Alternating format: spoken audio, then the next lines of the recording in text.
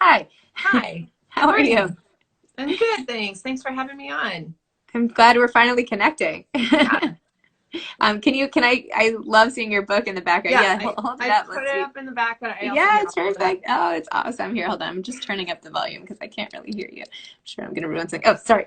Yes, that looks awesome. So tell, first of all, how did you become like the LA lit scene sort of all in one? And also, I want to hear more about your book. So all of it. Well, we'll start with the lit scene thing. So for those who don't know, I run a website called Lit Week LA. It's litweekla.com. You can also find a link to it from my website, which is aprildavila.com. But basically, it started with this idea that there are a lot of kind of really general, unmoderated lists of events that are happening. But I wanted literary fiction. Like I wanted the novels. I wanted to, as I was working on my novel, I wanted to sit and listen to authors talk about their work. And so I was checking all of the book site websites like every week just to see, oh, who's in town. And then it occurred to me that I might not be the only one who wanted to know. So I started putting them into, it started as a page on my personal website for like 2 years. I did it like that. And then it finally started to get a little bigger, a little more traffic. And I decided to give it its own site. So now it's its own thing. It's a newsletter. Sadly, it is very much on hold right now. I thought about doing what you're doing and trying to take it online, but there's so many online events that I knew if I did that, particularly right now when there's, everyone who was doing in-person events are now doing Instagram live videos, that I would have to put a lot of time into it. And I'm almost done with my second novel. And I just Ooh. decided that that just needed to take priority. So Lit Week LA is on hold right now, but if people are in the LA area, you're absolutely welcome to check it out. Get on the newsletter, and then when things start up again, I'll start sending out the emails again. Well, we spend a lot of time in LA, and I had a few events at my house. I do an in-person salon in New York and in LA, Nice. and so I did a few there. But like you, every time I would go out because my husband works there, so we were there quite a bit. But every time I'd go visit LA, I was like, well, what literary events are going on? Like, how would Yeah, I find them? So that's how I found you. I'm So so glad that thank you for you're being that welcome. person. I'm happy to do it. And then I hear that now and then from people who are like, I love that you have this list. And, just hearing that like every now and then is enough to keep it going. It doesn't take Yeah, much. no, it's awesome, and I know I'm sure the authors really appreciate it, and it's really great. Yeah, Anyway, so I know it will come back, and when I'm fingers next crossed. in LA, like you'll have to come. I'm going to do my salons, and you'll have to come, and it'll be great. And I anyway, would love to. Yeah, so let me know. okay, so let's talk about your book, and then I want to Yes. hear about your new book that's almost done. So tell me about 142 ostriches. Yeah, okay. So 142 Ostriches is the story of a young woman who inherits her grandmother's ostrich farm in the Mojave Desert. Um, it's much more about the family. It's the death of the matriarch, and then the generation, the middle generation descends upon the ranch where Tallulah, the excuse me, my allergies have been acting up. So the my main character Tallulah is the granddaughter, and the middle generation descends on the farm. And there's a lot of bickering, and all the skeletons come out of the closet. And it was really interesting, actually, just listening to Bethany about the attachment, because I think attachment theory is really interesting as a writer. I think you can really get into how characters relate to each other when you think of it in terms of attachment theory, of the way that the mother was or the grandmother was with the kids is the way that the kids are with the next generation, and the way that those patterns can kind of echo. So the story is much more about the family than the ostriches, but and I actually, when I first finished writing it, right before I started querying agents, I had this really artsy title all picked out, and I was talking with a mentor of mine who was like, no, no, no, everyone's going to call it the ostrich book. You should just embrace that and put that in the title. What So was the artsy title? it was called Whiskey Glass Theory, to which everyone goes, what? So 142 Ostriches is actually a much better title. If you've read the book, I don't know if you've had a chance, you must have a gazillion books on your to be read pile, but Whiskey Glass Theory does make sense because it's one of the, my main character's mother has this whole theory on life that revolves around whiskey because she is an alcoholic.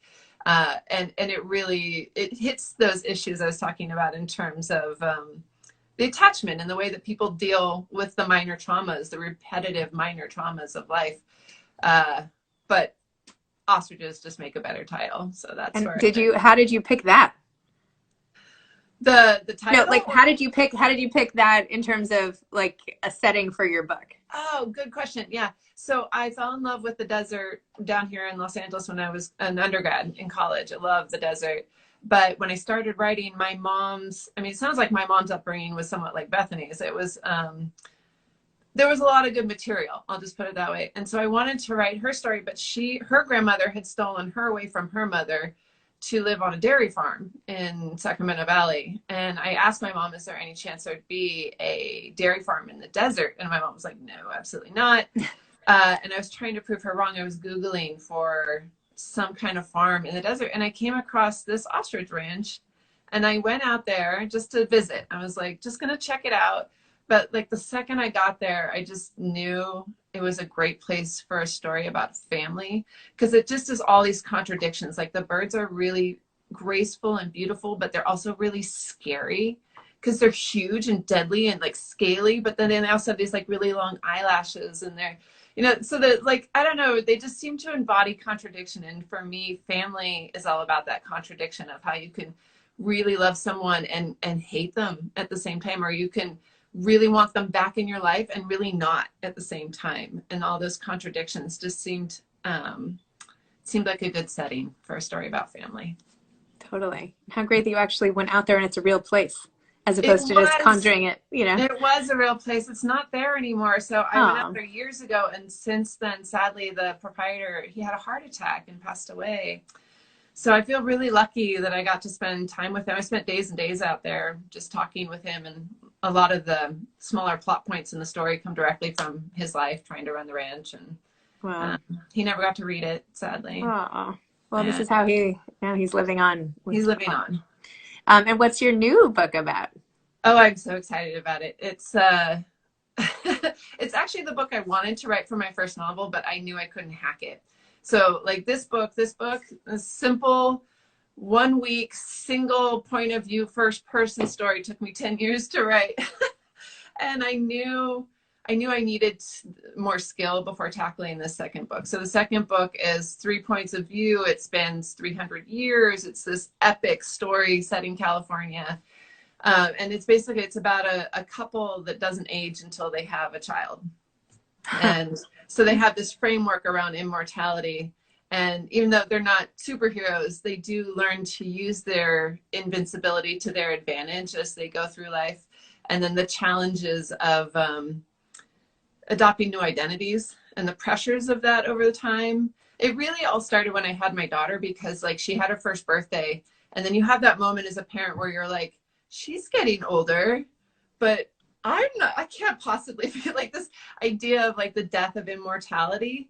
And so I kind of took that into a very literal place where like childhood means the death of immortality, and ran with that. Oh my gosh, I can't wait to read that. It's almost done. I'm so excited. Oh my gosh. Well, that's really cool.